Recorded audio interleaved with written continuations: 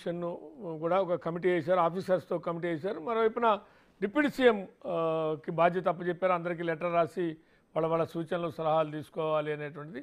సరే, నిన్నదాకా కొంత అంటే బీజేపీ కొంత వాయిస్లో ఈటల రాజేందర్ది ఒక లాగాను, లేకుంటే హోలే పార్టీగా ఒక ఒపీనియన్ ఫ్లోట్ కాలేదు అనేటువంటి ఒక అభిప్రాయం ఉన్నా. సరే, అంతిమంగా ఇప్పుడు అఖిలపక్షం సమావేశానికి రావాల్సి వస్తే, చెప్పాల్సి వస్తే, ఎందుకంటే ఇందాక మీరు విన్నారు అంటే సబర్మతి కూడా ఎట్లా చేసుకున్నారు ఏంటి అనేటువంటిది. అక్కడ కూడా నిర్వాసితులు ఉంటారు, అక్కడ కూడా ఎంతమందిని తరలిచ్చారు, అక్కడ ఏం ప్యాకేజ్ ఇచ్చారు నిర్వాసితులకి, ఎంత ఇల్లు పోతే ఇల్లు ఇచ్చారా, లేకుంటే కాబట్టి అక్కడ దేశంలో చాలా చోట్ల ఉన్నాయి. అక్కడ కూడా ఏదో ఒక ప్యాకేజ్ ఇచ్చుంటారు, దానికి ఒక చట్టం ఉంటుంది, ఎంత ఇవ్వాలి ఏంటని. ఎవరో ఇష్టాలతో ఇవ్వడానికి అనో లేకుంటే దానికి ఒక ఉంది. కాబట్టి ఏ రకంగా బీజేపీ భవిష్యత్తులో ఈ విషయంలో ముందుకు పోతుంది అని. ఏం లేదండి, పివి గారు ముందుగా మీకు, గౌరీశంకర్ గారికి, అట్లాగే మన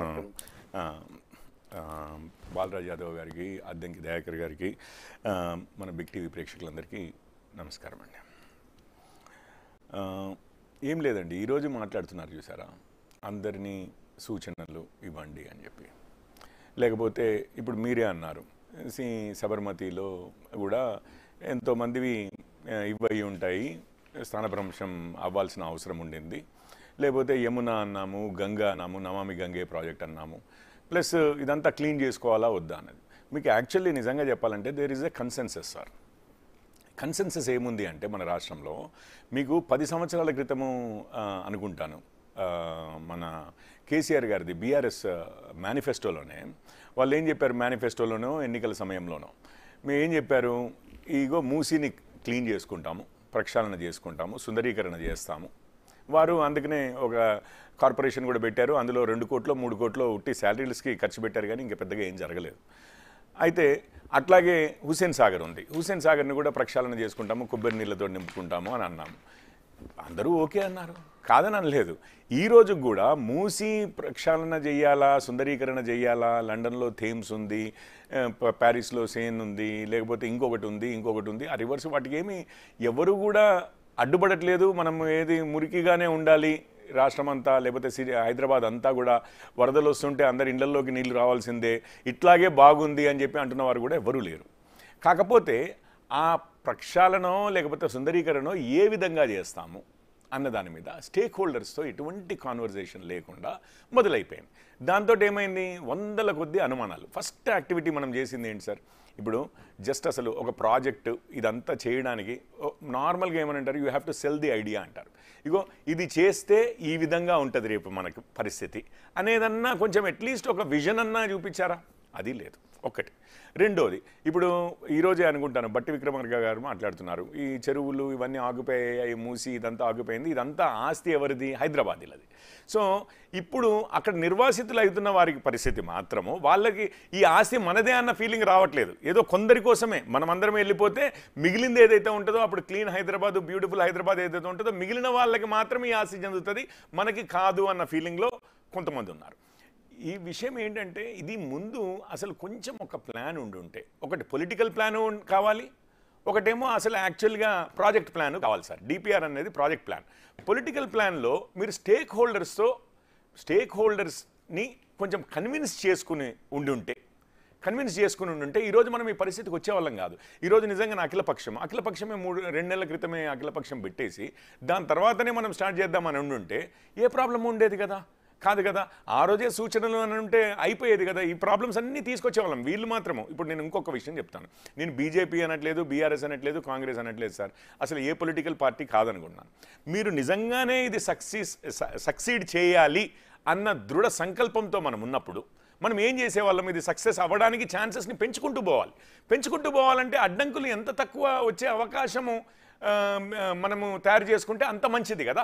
ఆ అడ్డంకులు రాకుండా ఈరోజు రాజకీయ పార్టీలు మాత్రము, ఏ రాజకీయ పార్టీ అయినా కానీ ప్రజలు అక్కడ నిజంగానే ఎఫెక్ట్ అవ్వట్లేదు, లేకపోతే ప్రజలు నష్టపోవట్లేదు అని అంటే ఎవరెంత గొడవ చేసినా కానీ ప్రజా మద్దతు లేనిది ఏ రాజకీయ పార్టీ కూడా ముందుకు పోలేదు కదా సార్.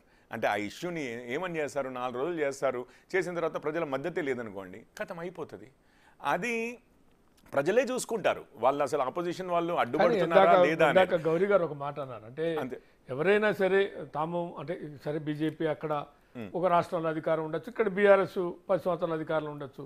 కానీ అధికారంలో ఉన్నప్పుడు, అధికారంలో లేనప్పుడు, అధికారంలో ఉన్న రాష్ట్రంలో ఒక రకంగా, లేదు అదే రాష్ట్రంలో అధికారం కోల్పోయిన తర్వాత ఒక రకంగా అనేటువంటి విషయంలో మాత్రం అయితే ఒక అంటే అసలు మూసీ అనేది తమకు సంబంధం లేని ఇష్యూ లాగా, అసలు మూసీ రివర్ ఫ్రంట్ అనేది మేము ఎప్పుడు ఏనాడు దాని గురించి అసలు ప్రయత్నం కూడా చేయలేదు అన్నట్టుగా బీఆర్ఎస్ అన్న, లేదు నిర్వాసితులకి ఇవ్వాలి అనే దగ్గర నిర్వాసితులకి అనేక రాష్ట్రాల్లో వాళ్ళ పాలసీలు చేశారు, అమలు ప్రాక్టీస్ ఉంది. మీ క్వశ్చన్ అర్థమైందండి, మీ క్వశ్చన్ అర్థమైంది. నేను అందుకే ముందే చెప్పాను, ఎవ్వరు కూడా హైదరాబాద్ని బాగుపరచడం అని అంటే అడ్డుకున్నవారు లేరు. అంతెందుకు కాంగ్రెస్ వారే ఈ రోజుకు కూడా చెప్పేది, మీరు అన్నారు చూసారా, అసలు బీజేపీ పాలసీ ఏంటి అనేది అర్థం కాకుండా ఉంది అన్న ఒక పర్సెప్షన్ కూడా ఉంది అని అన్నారు. ఎందుకు?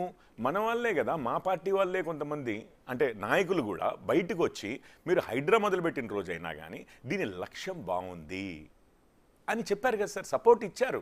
కానీ అది చేస్తున్న విధానం మీరు ఇప్పటికి కూడా దాంట్లోనే అవుట్ రైట్గా హైడ్రా గురించి పాజిటివ్గా మెజారిటీ పాజిటివ్గా ఉండి కొన్ని విషయాల్లో కొంత అసలు హైడ్రా విషయంలో క్వశ్చనే లేదు అన్న వాళ్ళు కూడా బీజేపీ నాయకులు. లేదు ఎప్పుడు కూడా నేను ఈటెల రాజేందర్ గారి విషయమే మాట్లాడతాను. ఎందుకంటే నేను వారితో ఈ విషయం కూడా మాట్లాడాను, నేను ఆర్టికల్ కూడా రాశాను, ఒక 6 పాయింట్స్ అని చెప్పి మన దాంట్లో కూడా డిస్కషన్కి వచ్చాను. చెప్పేది ఏంటంటే ఏం లేదు సార్, 3 ఫండమెంటల్ థింగ్స్ ఉన్నాయి. ఇప్పుడు మూసీ ఆక్రమితం అయిందన్న మేబీ గౌరీ గారు నేను మాత్రమే అనుకుంటాను మూసీ ఒక 40 ఏళ్ల క్రితం చూసిన వాళ్ళం. మిగిలిన వారు చూశారో లేదో నాకు తెలియదు. నిజంగానే బాలరాజు గారు, అద్దంకి దయాకర్ గారు చూశారో లేదో నాకు తెలియదు. నేను 3వ తరగతి నుంచి హైదరాబాద్లో చదివాను. అది కూడా గోల్నాక తిలక్ నగర్ పక్కనే ఉంటుంది మూసీ ఇది. అండ్ విజయవాడ నుంచి హైవే అంటాం కదా, మా ఊరి నుంచి వచ్చేటప్పుడు, నల్గొండ నుంచి వచ్చేటప్పుడు మనము ఆ చాదర్ఘాట్ బ్రిడ్జ్ దాటే రావాలి. కాబట్టి అప్పట్లో బట్టలు ఉతికే రోజులు, అందులో దునికి స్నానాలు చేసిన రోజులు, అవన్నీ చూసిన రోజులు సార్. అక్కడి నుంచి ఈ రోజు ఇంత పరిస్థితి ఇంత దారుణంగా తయారైన దానికి 40 ఏళ్ళు పట్టింది. ఆ 40 ఏళ్లలో పలు పార్టీలు ప్రభుత్వాల్లో ఉన్నారు. ఈరోజు బీఆర్ఎస్ వారనే కాదు, అంతకుముందు టీడీపీ వారనే కాదు, అంతకుముందు కాంగ్రెస్ వారు అనేది కాదు, అంతకుముందు మధ్యలో కాంగ్రెస్ వారు, ఈరోజు కాంగ్రెస్ వారు. వీళ్ళందరి సమయంలో కూడా జరిగింది కదా, ఏదేదైతే జరిగిందో ఫస్ట్ నిర్లక్ష్యం వహించిందే కానీ, లేకపోతే రాంగ్ పర్మిట్లు ఇచ్చిందే కానీ, గవర్నమెంట్ ద్వారా తప్పిదాలు జరిగిన విషయంలో కూడా కొంచెం యాక్షన్ చూపించారు. అంటే ఫెయిర్గా ఉండాలి సార్ అన్ని విధాలుగా కూడా. మాది కొంత తప్పు ఉంది సార్, మాది కొంత తప్పు ఉంది. నష్టమయ్యి దాని నెగిటివ్ ఫలితాలు వస్తే కానీ దాని రుచి అట్లా అది కరెక్ట్, నేను ఒప్పుకుంటాను. నేను తెలంగాణ ఇప్పుడు బీజేపీ గుజరాత్ లో ఉందనుకోండి, నేను అందుకని నేను ఏమన్నాను సార్, అక్కడ కూడా ఇట్లాంటివి నేను ఇందులో మళ్ళీ బీజేపీని ఎక్కడ తీసుకురాలేదు సార్. నేను బీజేపీ ప్రభుత్వం ఉండుంటే కూడా, నేను అంతకుముందు బీజేపీ నేను ఒకటే చెప్తాను సార్. నేను ఈ రోజు బీజేపీ ప్రభుత్వం, రేవంత్ రెడ్డి గారి ప్రభుత్వం కాదు, బీజేపీ ప్రభుత్వమే ఉందనుకుందాం. బీజేపీ ప్రభుత్వం ఏది చేస్తా అన్నా కూడా నేనేమంటాను, ఒక పౌరునిగా, అయ్యా ప్రభుత్వం అయితే 40 ఏళ్ల నుంచి చూస్తూ ఉంది కదా, ప్రభుత్వంలో తప్పిదాలు ఉన్నాయి కదా, ఆ సైడ్ కూడా కొంచెం యాక్షన్ తీసుకోండి. ప్లస్ ఇంకొకటి, నిజంగానే నిరుపేదలు ఏదైతే ఉన్నారో వాళ్ళకి ఆవాసం కల్పిస్తామంటున్నారు, డబుల్ బెడ్రూమ్ ఇండ్లే ఇస్తామంటున్నారు, ఓకే. కానీ అందులో పర్మిషన్లు తీసుకొని కట్టుకున్న వాళ్ళు, ఇంకొకటి కోట్ల కొద్ది పెట్టిన వాళ్ళు ఇదైతే ఉంటుందో అది మీరు నిద్రపోయి ఉండడం వల్ల. చట్టం కూడా చెప్తుంది సార్, ఇది స్టాట్యూట్ ఆఫ్ లిమిటేషన్స్ అని ఉంటాయి కొన్ని. ఒక సమయం దాటిపోయిందంటే ఇక మరి అది నువ్వు ఇన్ని రోజులు తప్పిదాన్ని పట్టించుకోలేదు అని అంటే అది నువ్వు ఈ రోజు వచ్చి అడగడానికి ఉండదు అనే టైప్లో ఉంటుంది. అంటే చెప్తాను నేనేమన్నా అంటే కాంపెన్సేషన్ సార్, త్రీ థింగ్సే సార్. మీరేమో అసలు కళ్ళు మూసుకుంటే ప్రభుత్వ భూమిని ఆక్రమించుకున్నారు, అధికారుల కళ్ళు మూసుకుంటే బఫర్ జోన్ వాళ్ళకి నష్టపరిహారం గురించి మీరు మాట్లాడుతున్నారు. ప్రభుత్వ భూమిలోనే నది కోసం అంటే ప్రాజెక్టుల కోసమో, రోడ్ల విస్తరణ కోసమో, పరిశ్రమల కోసమేమో అసలు తక్కువ కంపెన్సేషన్ ఇచ్చి తీసుకుంటున్నారు. మీరేమో ఇక్కడేమో ప్రభుత్వ భూమిలో బఫర్ జోన్లోనో, ఎఫ్టీఎల్లోనో అక్రమ నిర్మాణం గురించి వాళ్ళకి ప్రభుత్వం కళ్ళు మూసుకుని, కాబట్టి మీది నేరం అంటున్నారు. కానీ ఏమీ లేకుండా భూమిని ఆక్రమించుకున్న భూమి, మీ భూమిని తీసుకుంటుంటే కూడా నష్టపరిహారం మీరు ఒక్క నిమిషం గుర్తు చేస్తా. 2013 భూసేకరణ చట్టాన్ని తీసుకొస్తే దాన్ని ఇక్కడ చంద్రబాబు నాయుడు, ఇక్కడ కేసీఆర్ ప్రభుత్వం సవరణ చేస్తే కేంద్రంలో మీరు కూడా మద్దతు ఇచ్చి రాష్ట్రపతి ఆర్డినెన్స్ ద్వారా 2013 భూసేకరణ చట్టానికి ఉన్నటువంటి కఠిన నిబంధనల్ని సడలించారు.